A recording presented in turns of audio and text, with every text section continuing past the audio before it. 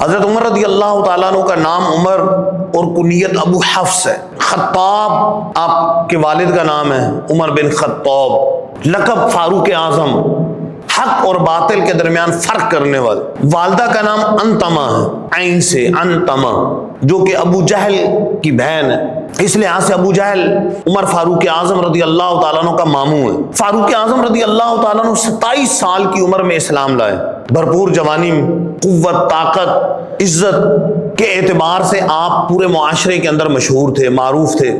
سرکار دو عالم صلی اللہ علیہ وسلم سے آپ کی رشتہ داری اس اعتبار سے بنتی ہے کہ 8ویں پشت میں آپ کا شجرہ نسب سرکار دو عالم صلی اللہ علیہ وسلم کے شجرہ نسب سے مل جاتا۔ جب آپ اسلام لائے تو ایک قول کے مطابق اس وقت 40 مرد اور 11 عورتیں اسلام لا چکی تھی، اور بعض علماء کے نزدیک 39 مرد اور 23 عورتیں اسلام لا چکی تھی۔ یوں آپ 40ویں تھے جو اسلام لائے تھے۔